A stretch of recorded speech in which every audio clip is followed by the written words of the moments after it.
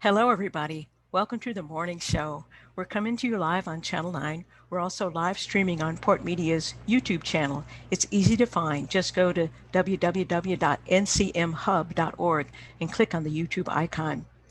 I've been excited about this week's show all week. I'm Mary Jacobsen, your host, and I'm thrilled to be welcoming Joan Brodsky of Canterbury Shaker Village in nearby New Hampshire. She's here to talk about the Shakers' fascinating history and values. And then later in the show, I'll be welcoming Gary Gassman and Christine Turner of Link House. They're here to talk about National Mental Health and Depression Screening Month, which starts today, October 1st, and also to announce their exciting launch of the Links of Hope Matching Challenge. But let's start with the Shakers. I have long been fascinated by the Shakers. Visiting the preserved Shaker villages in Hancock in western Massachusetts, Sabbath Day Lake in Maine, and Canterbury Village in New Hampshire, I always feel walking around a kind of a serenity and a quiet joy that I don't fully understand, but I don't have to. I can just enjoy it. There is a kind of a harmony and beauty that I very much enjoy. Just the line of a tabletop or the perfect oval of a hat box. It's a perfection that gratifies rather than oppresses. They appear to me to be places that resonate with generations of believers who have, as the Shakers themselves would say, applied their hands to work and gave their hearts to God. So, a warm welcome today to Joan Brodsky of Canterbury Village to learn more about the Shakers. Joan, welcome and thank you so much for coming. Thank you, Mary. Happy to My be my here. pleasure. Well, Joan is a self described Shaker enthusiast and a long-term member of the board of directors of Canterbury Village in New Hampshire. And the time that she spent at Canterbury Village, she says, has only piqued her desire to learn more about the Shakers. She said that what fascinates her about the Shakers, excuse me, is the way that their values shaped everything that they created, from their form of governance to their furniture. So, Joan, first, could you tell us what it is about the Shakers that cast a spell on you? What is the mystique and lure for you? Well, I was interested in the outer, realms of my mind just from my understanding of history, and that I had an awareness that they were an unusual sect. But it wasn't until one sort of boring summer day that I took my children and friends and off we went to Canterbury Shaker Village. And this was in about 1992. I had never been to a village, and I'm not sure it's something that a 13-year-old and a 10-year-old really want to do, but we did it. And I don't know if you have been to Canterbury, Yeah. Mary. Yes. So there's an approach to Canterbury that takes you along a country road that's very up and down and rolling. And then you come to a little down dip and then round a bend. And there is this massive field upon which is this pristine village. And you see the white meeting house, and sometimes there's cows in the field. But I don't know of anyone who doesn't turn that corner and kind of take a breath, because it's so beautiful. And all of a sudden, you're taken back to something idyllic and peaceful. So that beauty was there. And then in those days, as we got our tickets, our eldest Ethel Hudson was sitting on the trustee porch. She was the only living Shaker at that time, because it was about 92, 93. And that impressed me, her warm smile. And then the tour was just amazing. Even my children were interested, because the Shakers have something for everyone. The stories of their sleigh rides in the winter with, the children who lived there were beautiful. I am a dancer, a former, but still a dance devotee. And the fact that they danced in worship was to me just incredibly brave, coming from a time where people were truncated. They were not in touch with their bodies. They were not in touch with the celebratory nature of movement. So from that day, I can't say my children raced back, although my son has recently come with me for a visit. Um, it was like my special place, and I would go if I was down. I remember bringing a friend going through chemo, because it's inescapable, Mary, as you said. You don't have to understand the piece; Yeah. you just let it permeate. Yeah. So What a beautiful verbal portrait. It's really, I felt like I was back there listening to you. And the mystique comes with the way you describe it. It does feel a little bit like I would say time traveling, but it's more of a visionary landscape. It really is quite enticing and kind of intrinsically peaceful. So thank you for that that visual transport. um, well, Joan, I'm hoping that you could tell us a little bit about the origins of the Shakers, where they came from, how they were founded, and how they got the name Shakers. Because I don't think that's the name; that's what they call themselves. no, no, no. And I want to first of all make it clear that on our board we have much more formal historians than I am. So I am just an enthusiast. I may get a fact wrong. You know, I think often in the romanticizing of the Shakers, people develop their own mythology, and I don't know if I'm completely exempt from that. It's forgivable. So if there's any historians out there, fact check me, forgive me. The Shakers, started as many of the experimental religious movements started in England, in Manchester, England, a very kind of a depressing um, industrial town in those days. There was a couple named James and Jane Wardley, and Jane Wardley had herself visions and deep feelings of spirituality. And it was very clear that the Anglican Church was terribly corrupt at the time. And she didn't feel any spiritual uplift from that. And it was depressing life. You know, I mean, it was industry and grimy and Yeah. damp and cold. So she became, really she had an epiphany that they at that time were on the brink of a second coming of Christ, and that instead of having this intervention with not the papacy but the clergy, mankind would be able to have a direct relationship with Hmm. God and the Spirit. So she started to preach this Hmm. outside. She converted her husband, and they were actually thought to be Religious Society of Friends or Quakers. Yeah. And they would have meetings. And Anne, who was also Anne Lee, Mother Anne Lee, a young woman who actually is the founder of the Shakers, would come as a young woman, Hmm. seeking for herself spiritual healing. She was one of five. Her father was a blacksmith. She was illiterate, but she was extraordinary. And what distinguished the Wardleys meetings from others as time went by is they started to move in worship, and Hmm. they were so struck by God that they were responding to it physically, and they'd clap and twirl. And when the general public got word of this, they maligned them and they called them, oh, those shaking Quakers. Ah. And then the Shakers actually said, okay, they had been dubbed this, for so long. They said, okay, we'll be the Shakers, Hmm. because they embraced the movement. Hmm.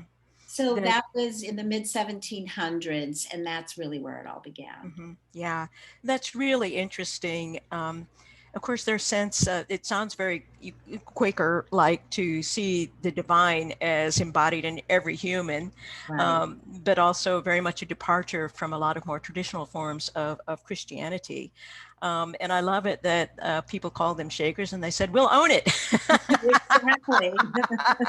Because we love it. And so, sure. I would love it if you told us a bit more about Mother Ann Lee, because what's always fascinated me about the Shakers is that one of their founders and prophets was a woman, given how deep and abiding patriarchy is in all the world, or the world's traditional religions.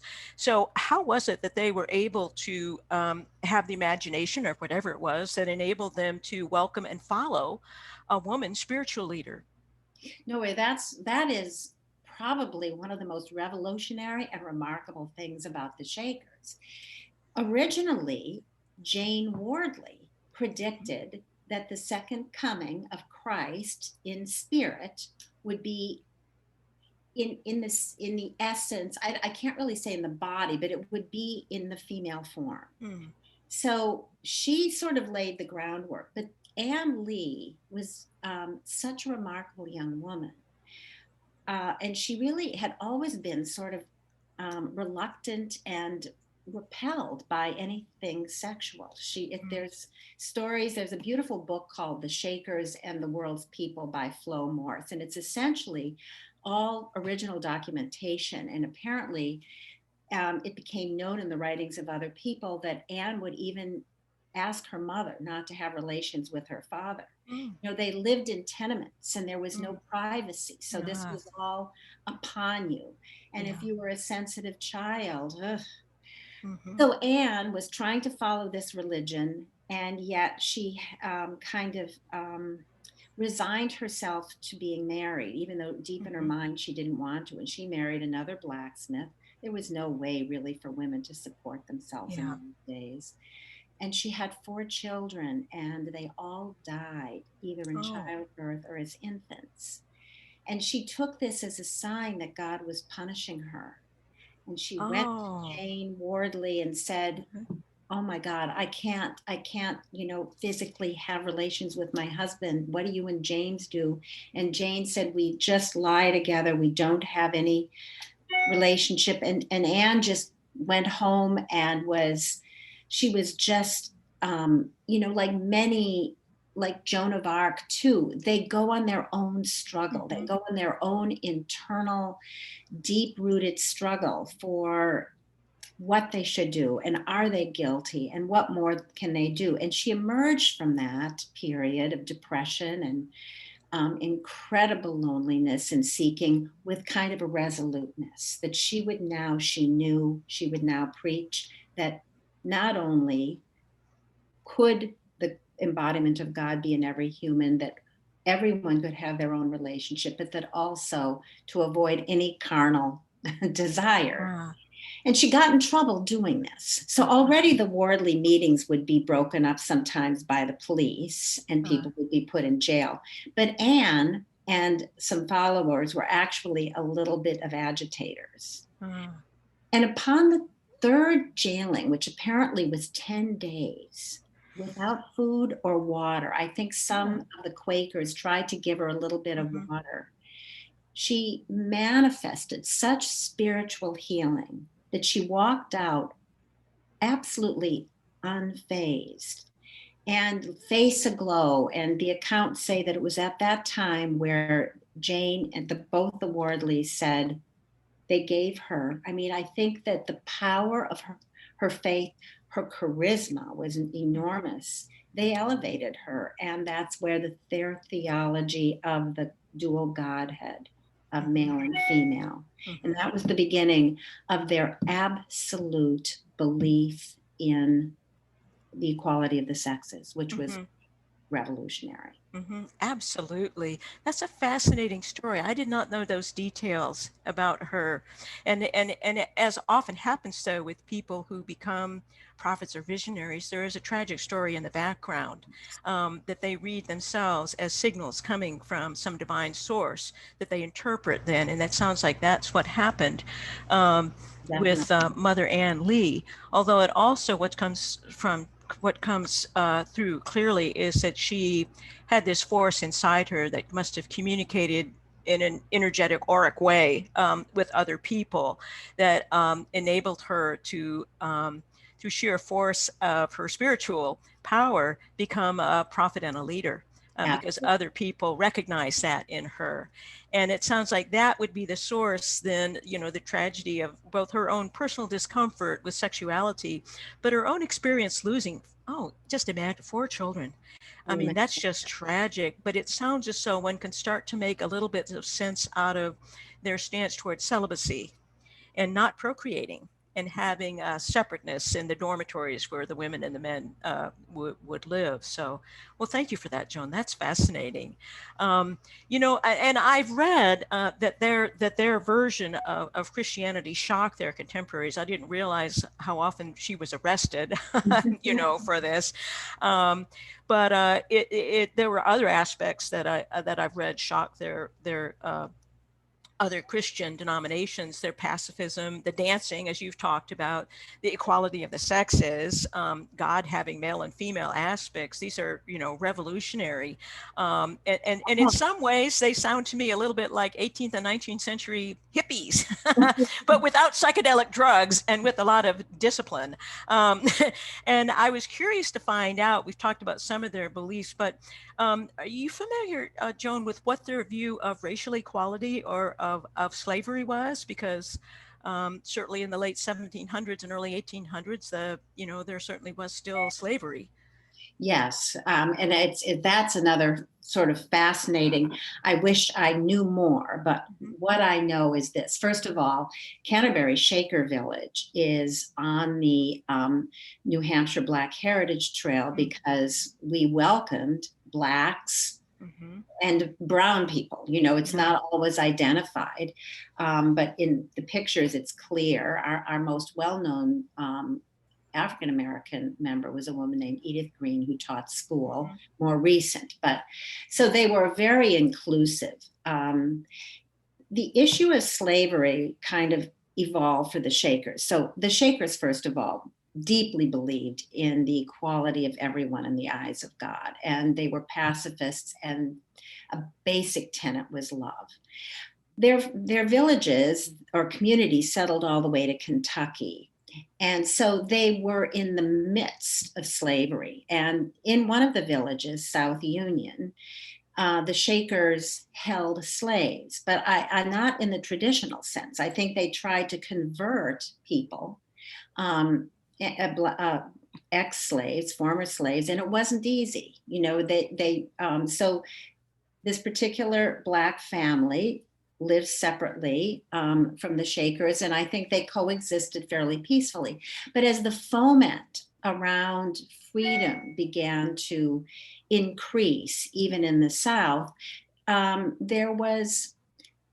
it became more agitated. And I think that at one point, the South Union people were asked to bring more Black people into the gospel. This was we always wanted to convert everyone. And there was a little resistance from those Shakers because they felt it was difficult. And when the leadership in Mount Lebanon, so there was a hierarchy of leadership, and the place where most of the legal structure was created and a lot of the formality that codified the Shakers in so many ways was created in Mount Lebanon. And they ruled in 1819 that slavery was unacceptable.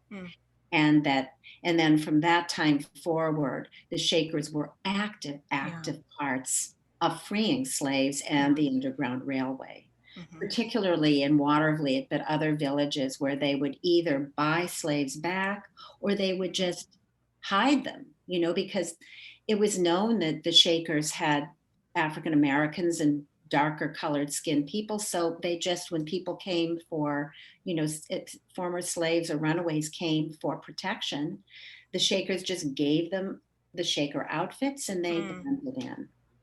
And there's a beautiful quote that I had found because, they began to write extensively against slavery. And from their book, the Divine Book of the Holy and Eternal Wisdom, it's a lovely Shaker text. The quote says, "Slavery may be within the boundaries of the law of the land, but not within the boundaries of the laws of God." Oh, all right. So, That's fascinating. I can hear the evolution as you describe how it developed, and I love the strategy: hide in plain sight. yes. Basically. Yes. So, yeah, and that's a wonderful quotation. Thank you very much for sharing that. Well, another, to me, fascinating aspect of the Shakers is the fact that they were not stoic or they weren't about, eschewing technology. In fact, they were entrepreneurial. I've coined a phrase, communitarian entrepreneurship, I think.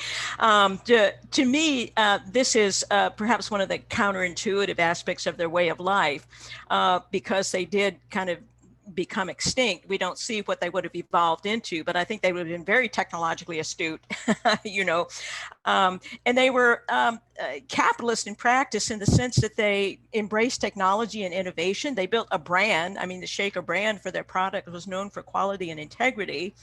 But where they weren't capitalists was in what they did with their profits. And they were not individualists. They were not about building profit for personal gain or to build a personal fortune.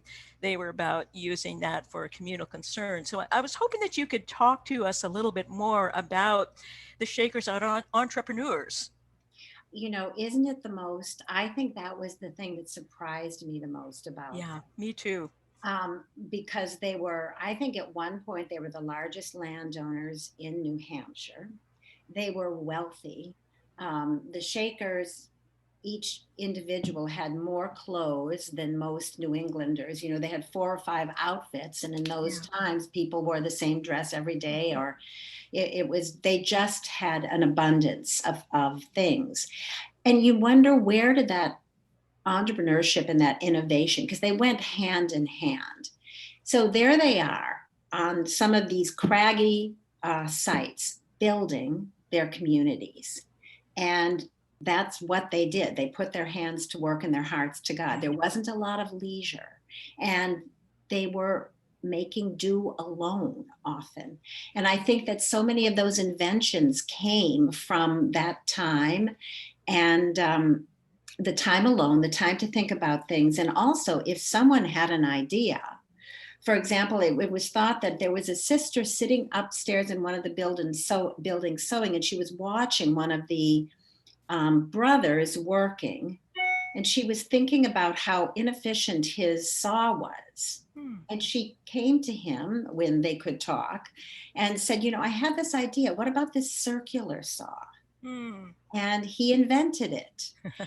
And he was given time within the community to invent it. So that because they were a community, he was given a few weeks to figure out how to make that. Yeah. So there was something about the fact that they were a cooperative community that helped the innovation. And then the other piece of it was they were always perfecting their craft. And, their work was their worship. They didn't worship on Sundays. They infused everything they did with worship and with being with God. And I think that shows in the incredible craftsmanship of everything they did. Yeah. There's a phrase, I hope I get it right, that I remember from visiting Hancock. Perfection is made of trifles. No, trifles make perfection, but perfection is no trifle. Oh, So, I love that. yeah, again, it's just one of the fascinating things about them, how innovative they were. And as you describe it, how their communal life actually enhanced and fortified their capacity to create new inventions. But as you said, it was always channeled back into the community, into bettering their site. And they were incredibly generous as well. They welcomed people in. They were very much part of the community. They had a very advanced, in those days, medical system, and they would always take people in. So they did a lot with their wealth. Yeah, they sure did. Well, I was also hoping, of course, one of the things the Shakers are best known for in a secular sense is Shaker design. The simple, graceful lines of their tables, the perfect proportions of their furniture, and their. So, how do you see this distinctive Shaker style echoing their fundamental values? And that's so I alluded to the fact that much of what came to the villages, especially we can see it in their zenith, from the 1820s to the 1860s or 70s. That's when they really, really survived. Because in the early years, they were just making furniture. They were maybe using furniture. They were in survival mode. But then Mount Lebanon started to have a vision that would have this visual shaker. Well, it wasn't actually for visual, it was for function. And everything was done as simply as it could be to serve the function. Mm-hmm. And I think that so the pared down minimalism that we see Mm-hmm. is beautiful. Yeah. It is incredibly beautiful, but I think that I read that it wasn't until 1820 where you really had this identifiable Shaker look. It took a while to come. They were very careful about their village design. So Mm-hmm. first of all, that was the pattern from the mount, and they Yeah. would, they had a master builder, Moses Johnson, who would come and help them with the meeting houses, so they would be alike. And then slowly, what was built in Mount Lebanon became known, Mm-hmm. and it was built for that sense of service to God, function, simplicity, um, and they were this has captured the world. It was the first thing that did capture the world. I must admit, it's the last thing that captured me. So, Ah. so I probably know less and can speak less about it. Yeah. I'm glad that it became so identifiable and people wanted to collect it, and Yeah. that's what brought people to the Yeah. Shaker. But the Yeah. fact that you brought it up is really just expression of their whole ethos is really important. Yeah, I read one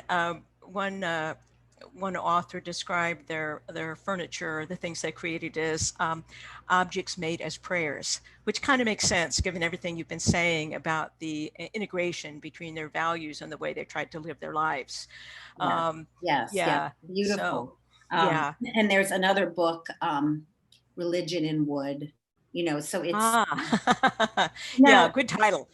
and when you look Yeah, at the furniture, so from a classical analytical point of view, the things that are thought to be seen there are balance, hierarchy. I had to read a little bit about this yeah, because, as I said, I haven't, it was their way of worship that yeah, fascinated me, and mhm, they're living their faith. But yeah, anyway, balance, hierarchy, pattern is very mhm, important. The yeah, pattern of the drawers, pattern, proportion, and scale. mhm, And those yeah. things that mark the excellence of Shaker Mhm. design.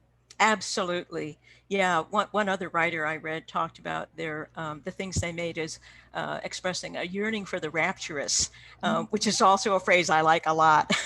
So, well, there's something else I wanted to ask you about because I know that one of your goals at Canterbury Shaker Village is to introduce younger generations. You started with your children to introduce them to the Shaker legacy. So, what inspiration, Joan, do you see the Shakers as offering to young people today? You know, Mary, thank you for asking that. And I saw that you mentioned your next guests. We're going to be speaking about mental health. Yes.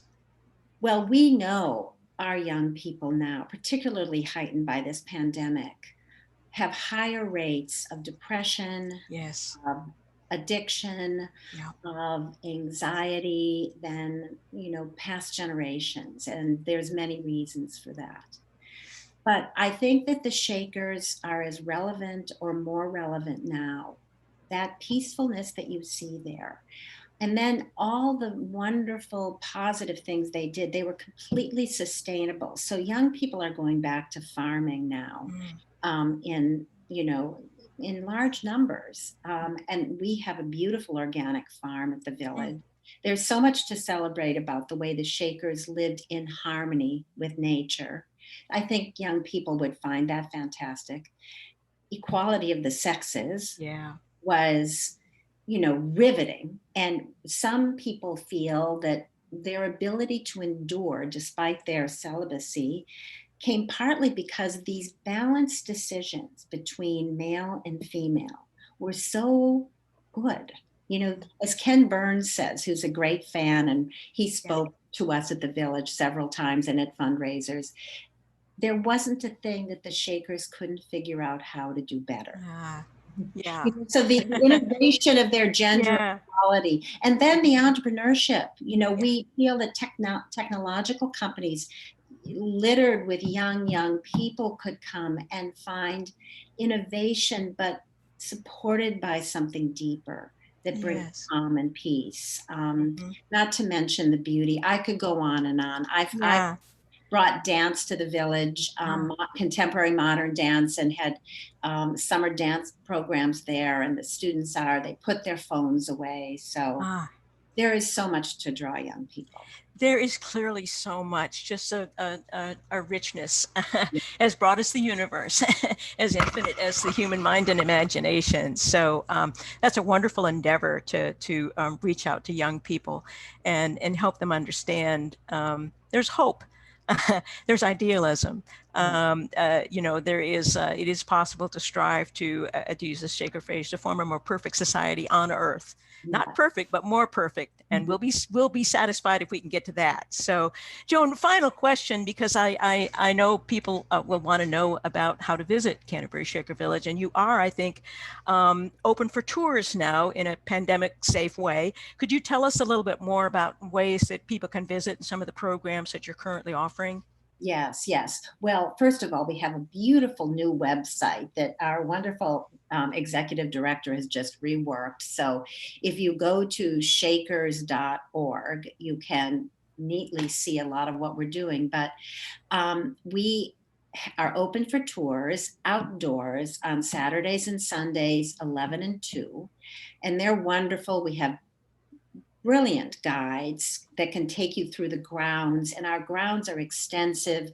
We've just recreated a dam, the Turning Mill Dam. One of Oh, the great innovations at Canterbury Shaker Village was they had no water when they uh-huh. settled up there, and they figured out how to get water from miles away and, you know, channel it to the village. And then they have this dam, so you can walk. Also, we have nice hiking trails. It is a place to come and sit and picnic. And we've been having concerts on the green all Oh, summer long, starting with a beautiful cellist. I brought the state uh, artist laureate who was a dancer, and she mm, accompanied the cello. Now we've had some fun bands, so look for our Sunday concerts on the greens.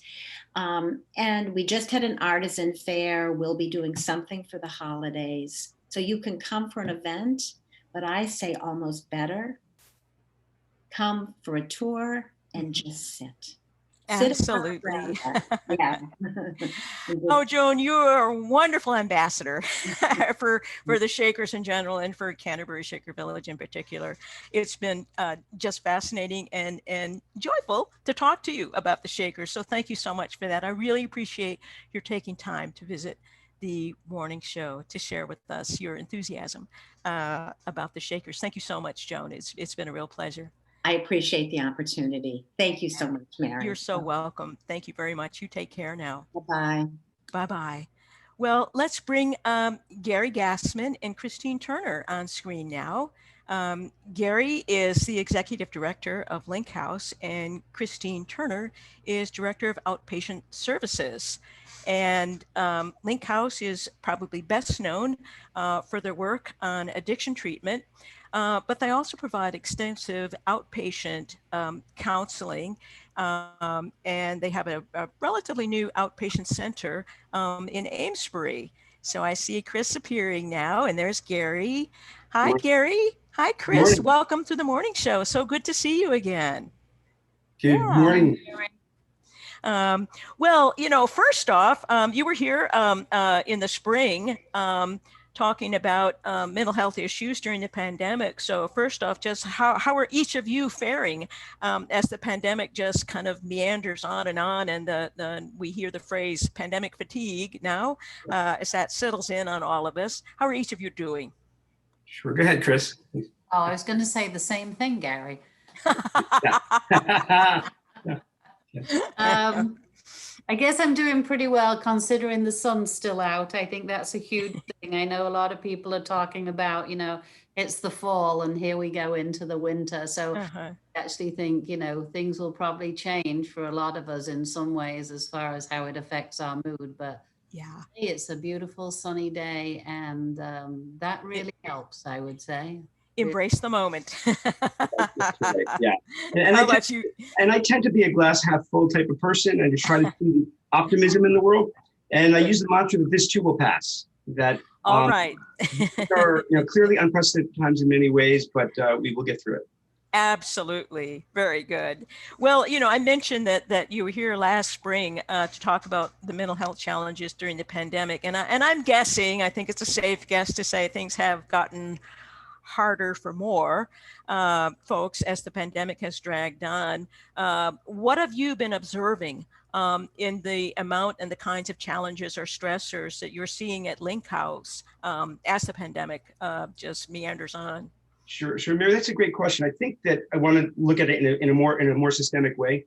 It's not just the pandemic right now. It's these unprecedented times in our country, political unrest, the economy tanking, schools in turmoil, unemployment rates all-time high. All of these, I think, weigh in addition to the pandemic, and bring a lot of stress to our staff and our clients. And I want to just say that. Through that all, our staff have been terrific, carrying the weight and the burden of everyone else's issues. We, at any given moment, have 125 clients in our residences and upwards of 300 individual clients at our clinic. So collectively, almost 500 individuals that our staff are caring for on any given day. So they have to care for them during the day and then go home and deal with their own health issues and personal issues. It's been a challenge for them, but I must say that they've been amazing through this all. And I give them a big shout out for that. Yeah, big shout out. They are frontline workers, and so I didn't realize that how large your caseload was, but that is huge. It's grown over the years, and I also want to acknowledge our board of directors. They've been great support through this all too.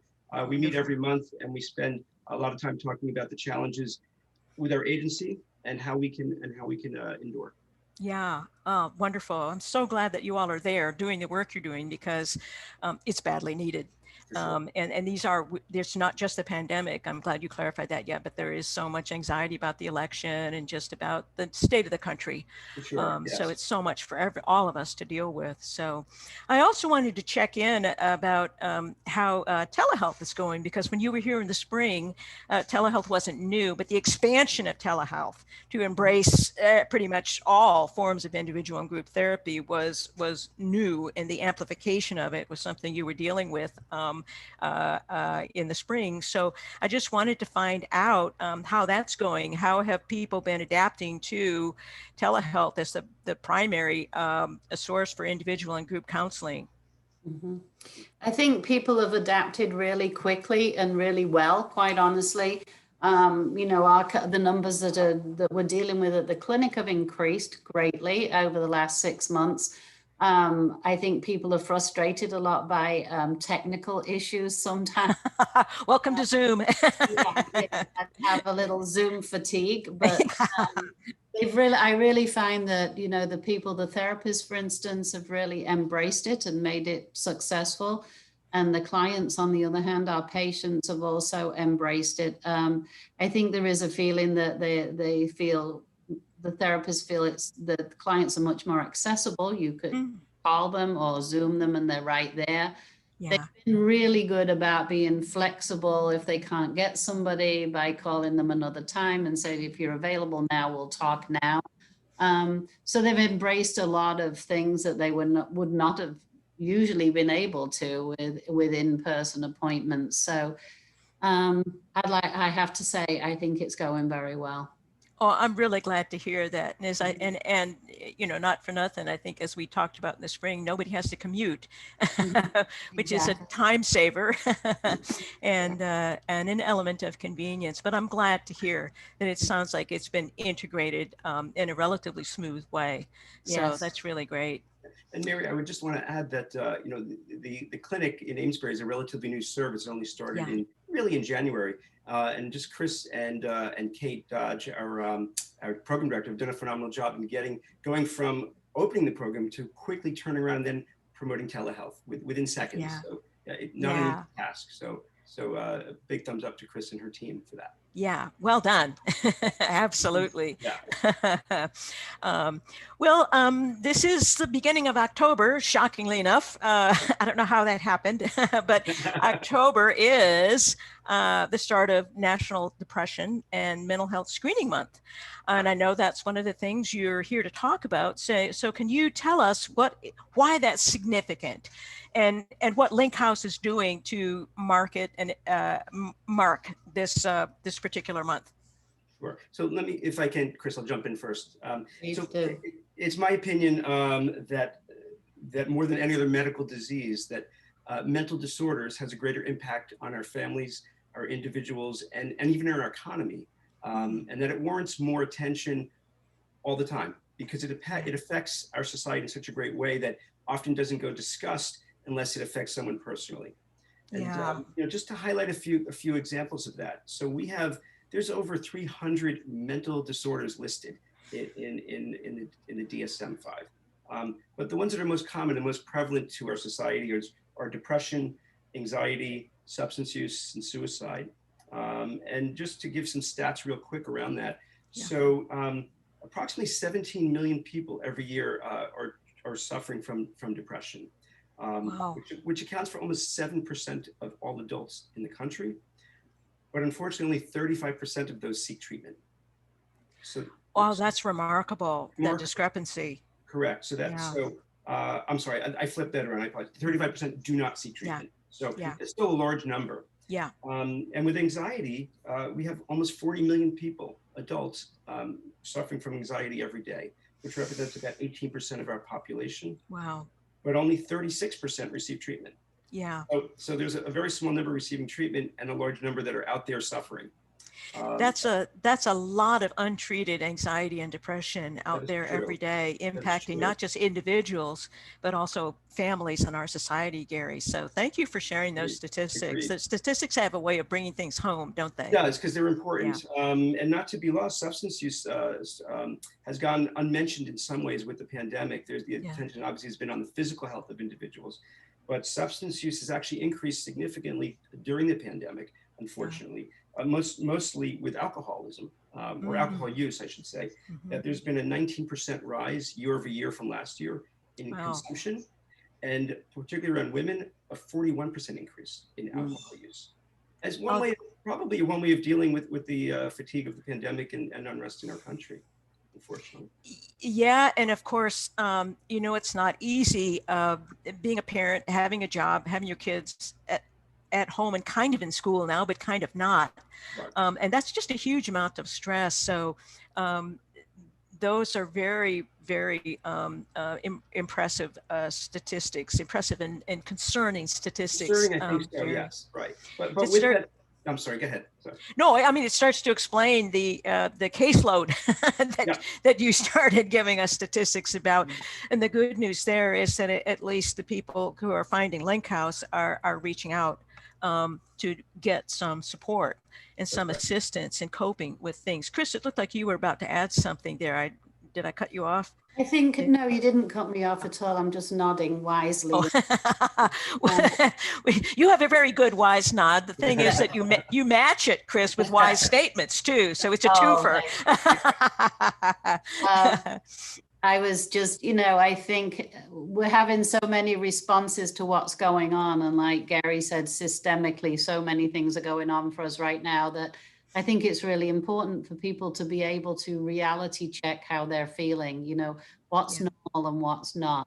I mean, sometimes when we talk about depression, we talk about things, if something's happening days and days in a row, that your mood is impacted days and days in a row. But at the moment, what is happening to us is happening days and weeks and months in a row. So I think that this screening could be a tool, for people to reality check how they're feeling, how their mood is, and if it's normal or if they need help. And I really hope that they will people will use the opportunity just to pick up the phone and be able to talk to one of us. Well, Yeah, let's talk a little bit about the importance of accessing screening and what kind of screening people can reach out to you for. What can they access and how can they access screening to sort of, as you were saying, kind of understand and, perhaps have a name for what they're experiencing. Sure. So Mary, one thing I'd like to point out is that the first Thursday in October each year is National Depression Screening Day. And it's superimposed obviously over National Depression Awareness Month. And so clinics and mental health centers around the country, many of them support this effort as a way to screen or provide free screening and access to individuals that might be thinking they may have a need for services. So in my career at other sites that I've managed, we've offered this service and it's been well received in the community. And I thought this year, Link House with the new clinic should be taking a far front in this. And so we're doing that for the first time next Thursday. Oh, excellent. Yeah. So that's a National Day of Screening. It is across the country. Yeah. Started about 25 years ago. Yeah. And so what people can do to access that screening is, one can never give your phone number too often. No. We'll fit it in again at the end, but go ahead and let in a minute. Yeah. So if in a non-COVID world, we would have open access people, we would host it for the day, and we would have therapists on the ready, waiting for individuals that would walk in. And this year it's going to be a little different, and we've retooled to be able to produce this service for the community, but in a different way. So, Chris, do you want to talk a little bit about how we're gonna pull this off? Yeah, I mean, we're really going to people are going to be able to call in and speak to somebody over the phone. We will do a screening, which is just, probably it's around 17 questions. Yeah. And at that point, you'll come up with a score, just like a regular screening, and there'll be an opportunity to access further services if they need to, or just chat basically with somebody on the phone at the time. So, I think one of our strengths is that we're as flexible as we are because we're new and we've been able to, and also that's always been the approach I've wanted to have, is that we're accessible when people are ready. And that's what this is, an opportunity for people to reach out to us, talk to somebody, yes, do an official screening, but also maybe, chat with somebody a little bit further about what their needs are at the moment during this time. Go ahead, Gary. Sorry, just point that around the screening day, it's free, no appointment is necessary. It's going to happen from 1 to 5. And they simply would just call. Chris is going to give you the number in a second. They would call in, and we will receive their call. And in real time, a therapist will meet with them over the phone and screening. And from there, depending on how they score, we may provide different mechanisms for giving them options for services, whether it's with us or someone else. So, Chris, what's that number they should be calling for the? The phone number is 978-834-6583. Excellent. So next Thursday, 1 to 5, you get the screening. It's some immediate kind of like opportunity to talk to a clinician, and then, suggestions of resources or further steps that people can take as a follow-up. So that's really great. It's wonderful that you're doing that. It's such an important service. I think you also have an announcement to make. You're launching the Links of Hope Matching Challenge. And so tell us what that is. Gary is told that for those of you listening on the radio later on, Gary is holding a sign that says Links of Hope in a very nice calligraphy, by the way. Yes. So last year we launched the Links of Hope campaign, and our former Director of Development, Carrie Palmer-Law, did an excellent job about creating a gala event last September. We had over 400 people at Blue Ocean, and we raised almost $140,000 for the agency. It was a big day for us. Wow, and that's impressive. It was an amazing day, and we had hoped to do it again this year. Obviously, things changed. So we quickly regrouped and decided to launch the Links of Hope Matching Challenge. And the Matching Challenge stems from the fact that we have an anonymous donor that's going to match up to $70,000 for every dollar that we raise. They will match up to $70,000. This is a very unique and exciting opportunity for our agency to partake in this. So it doesn't make sense right now to do an in-person event or even a virtual events like we're doing now. So this matching challenge is going to occur starting today, and will run through the end of October. Okay. And so the hope is previous donors and friends of Link House will go to our website. We have a landing page called linkhouseinc.org/hope. And I'll repeat that again, linkhouseinc.org/hope. So that landing page will bring individuals to a site where they can learn more about the matching challenge and how they can donate to our agency. And we're also looking for sponsorship. So right now we have about 12 organizations and many more that are coming through in the next couple of days. Well, and you're just getting started, so that sounds like a good start. And it sounds like you're supplying our community such an important service. So everybody, you have all month go to the website, and it's a matching grant. So every dollar you give will be matched by a donor. So that sounds like a wonderful opportunity, yes. Gary and Chris. And I wish you the best of success for it with it. So, there's a final question I wanted to ask you, because we've been talking about some of the challenges that we're all dealing with, and also the stress for people in the frontline workers who do the work you do. So I just wanted to ask each of you, what's making each of you feel hopeful these days? What are you drawing strength from? I'm going to let you go first this time, Gary. Sure, absolutely. So I think that, aside from resiliency, hope is a prognosticator that you have to have in order to survive. Without hope, there's darkness. Yeah. And so I use that mantra because it's part of the way I live my life, that you have to have optimism, you have to have hope, because what's the alternative to that? So as crappy as things are right now, this will pass, and I look towards that day to pull me through. So that's it from a mental perspective. I also love to take walks with my dog Daisy, who's laying next to me right now. You can't see her. Do a lot of bike rides and spend time with social distancing. Spend time with family and friends. Yeah, wonderful. Yeah. I will adopt that motto, this too will pass, because we know it will at heart, we do know. Yeah. But I think every time you go to the place where you can breathe deeply and go, this too will pass, you start creating the passage because it makes you feel better. And feeling better is the goal. So and I've got one tip for both of you and your listeners. If you want to feel better, it's going to sound funny, but put on Jimmy Cliff, the singer. I Can See Through It Now. Oh, yes. The song will get you dancing and smiling right the second you start listening to it. Noted. I haven't heard that song in a long time, but you're right. It's a real uplifting, got a good beat. Right now. Excellent. Very good. Thank you for that, Gary. How about you, Chris? I agree with everything he says, of course. And, I think when we look back historically and see what the world's been through, that we do know that things pass, as much as it feels like we don't know how long this is going to last and what the outcome's going to be in some respects. But yes, things will change and things will get better.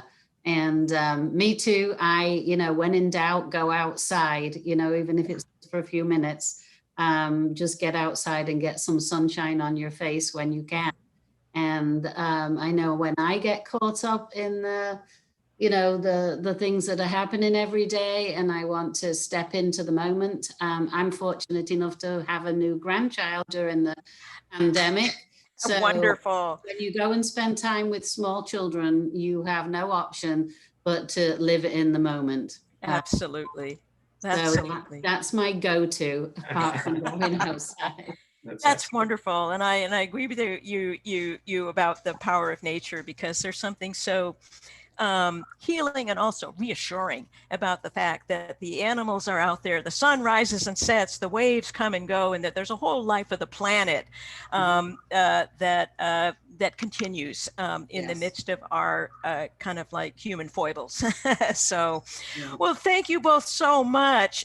Chris, one more time for the phone number as we finish. 978-834-6583. Thank you for that. And thank you both so much for visiting and giving us an update on how things are going at Link House and filling us in on the important service that you're offering to mark National Mental Health and Screening Month. And it's Thursday, 1 to 5, everybody. So that's right. So thank you both so much. It's always a joy to talk with you. So perhaps you'll come back and give us an update at some point, maybe next year, and we'll all be in a totally different mood. There you go. This too will have passed. But thank you. In the meantime, thank you so much. I really value your taking the time to come and visit us and give us this update. And I wish you the very, very best of luck with the Links of Hope Matching Challenge. Good luck with that. Take care. All right. Thank you, Mary. Thanks for having us. My pleasure. Well, thanks for watching, everybody. I hope you'll join us next Thursday on the morning show at 9 a.m. when my guest will be Joseph Usinski. He's an associate professor of political science at the University of Miami, and he studies public opinion and mass media with a focus on conspiracy theories, misinformation and disinformation. He's the author of a couple of textbooks on conspiracy theories, and he's going to talk to us about the reasons why people adhere to conspiracy theories, including the one you've heard a lot about recently, QAnon, as well as others, and why conspiracy theories have proven to be so popular and enduring over time. So if you missed part of today's show, it'll be available for viewing on Port Media's YouTube channel playlist for the morning show. It's easy to find. Just go to www.ncmhub.org and click on the YouTube icon, then look for the playlist. Each show will also air on WJOP LP Newburyport, FM 96.3 on Friday at 8 a.m. and then again the following Tuesday at 4 p.m. and Wednesday at 3 p.m. And it will be available as a podcast on the SoundCloud. Again, just click on the cloud icon at www.ncmhub.org and then scroll down. That's it for today, folks. I hope you have a wonderful week. See you back here next Thursday at 9 a.m. for next week's morning show. Bye now.